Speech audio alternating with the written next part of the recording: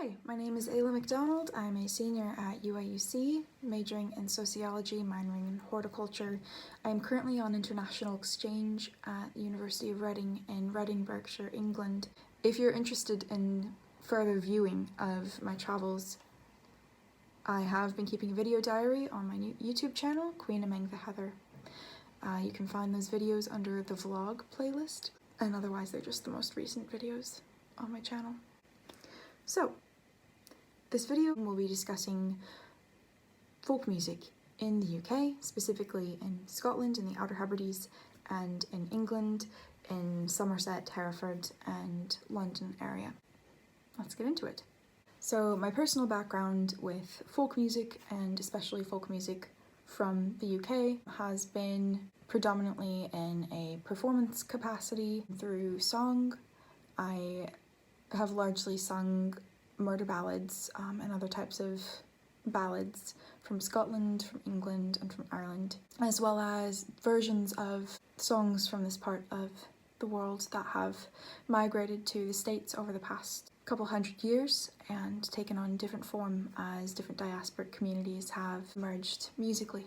Beyond a performance capacity, folk music has been really prevalent in that I've been involved in folk music festival organisation for the past couple of years, as well as community and educational facilitation around folk music participation back in Champaign, Urbana. If you're interested in learning about different initiatives that I've been involved with and kind of the development of what performing has looked like for me over the past few years, I will link a podcast episode for which I was interviewed for Champaign is also a band podcast, link in the video description. Of all the types of folk music from the UK, the one that has been the most strongly captivating to me has been music belonging to the Gaelic tradition in Scotland. And for the past year, I have felt a growing disconnect between myself and the music that I'm participating in, especially in a performance capacity. And so what I have felt strongly to be missing was real exposure and experience of these folk traditions in a living capacity with the communities that they belong to. So it was important to me to be able to come to the UK and to connect with those communities and to witness to their relationship to their music.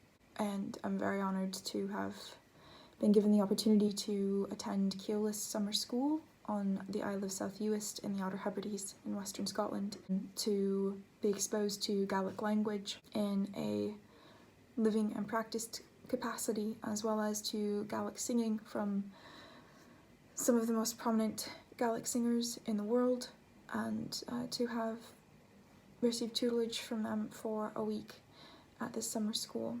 Thank you to Julie Fowlis, who recommended the school to me, and to Ceòlas for accepting my late application. I was able to study under Mary Macmillan, and the classes were mainly in Gaelic.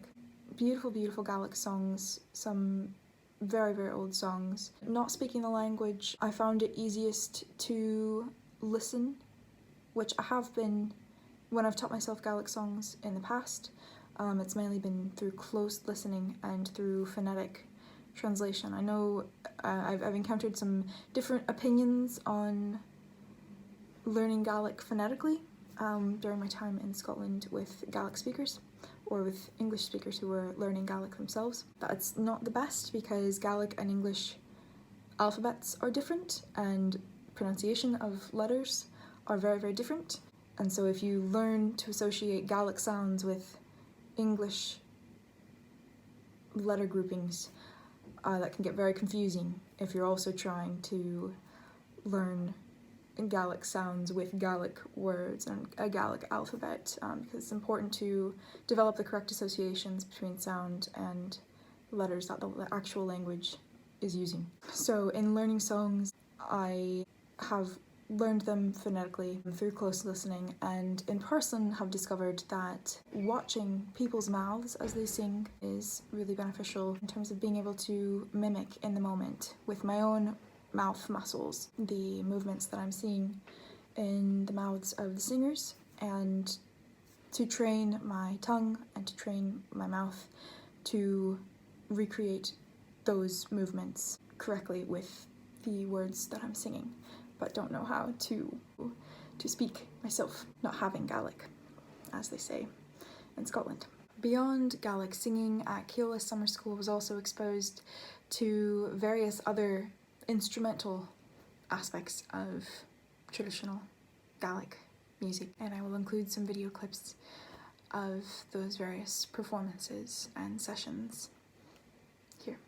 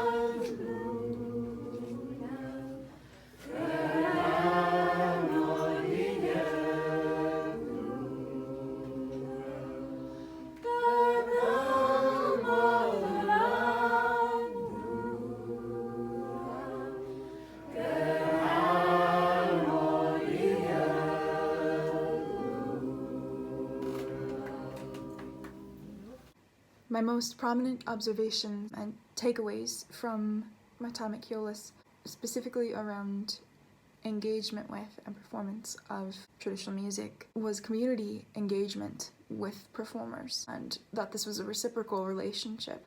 If someone began to sing, the room would quiet. If someone began to play pipes, the room would quiet, and a hush would fall, and people would be full of whiskey and have come in after a long day in the cold and the wind and the rain and be sat together in community listening to the pipes, listening to the Gaelic, and everyone in the room would know the words to a song and would be singing along, and everyone in the room would find the rhythm in the song and lift their legs and keep the beat, thudding their feet on the ground. It's a whole lifting of the leg. It's not even just having part of your foot on the ground and tapping with the other part. A whole lifting of the leg in unison of everyone in the room. And these are songs that have been preserved and passed down from generation to generation within the families of the people in the room today. And I've never had a musical experience like that in my life. This music was alive for these people. This music had meaning to these people and was engaged with as such, with the understanding of it as it was, not as entertainment only. And it was really beautiful to witness, and I'm so honoured to have been in the room while this was happening. Other musical experiences that I had while backpacking in Scotland included visiting friends that I met at the summer school at their homes. The first friends that I visited were named Greg and Annabelle. Annabelle was from England and Greg was from Chicago. It was really lovely to connect with them and eventually to meet their children who are being raised in Scotland. And being raised in Scotland are being raised within Gaelic culture as much as possible, being taught the language and being taught the dances and the instruments. And I was given a lovely accordion concert and piping concert by their children. I will never forget that. Gaelic culture in Scotland, Gaelic language has always been very marginalised from what I understand and stifled by the British Empire, to the point of, in the past 60 years, trying to replace Gaelic with English as viscerally as possible. And so this is only quite a recent dying out of the language, as it were, and efforts are being made on an institutional level now to reverse that damage, to revitalise the Gaelic that does still exist in these Hebridean communities and in other parts of Scotland through reintroducing it to the schools. It's really interesting thinking of schools being the reason that Gaelic has stopped being spoken to an extent by introducing English, and now that schools are also the medium through which it's being reintroduced, to what I have observed, being quite ignorant on the subject. In Scotland, and particularly in Gaelic culture, music is not just a community endeavour, it is also very much a central aspect of family life. I had the amazing opportunity to be befriended by the Bennett family of Isle of Harris in the Hebrides and to be invited to stay with them, during which time I was invited to sing at a ceilidh alongside Scott on small pipes. We spent 2 weeks learning a song together. It was a Persh to Buell, which is a Gaelic tradition of mouth music that creates a rhythm that is then danced to. The song that we learned was Fodder Yana Gauna Beiga, which is a song about feeding fodder to the stirks, and the earliest recording that I was able to find of this song were from the early 1900s through the website Tobar and Dualchais, which is a wonderful, wonderful resource for learning about Gaelic music. I will link in the video description.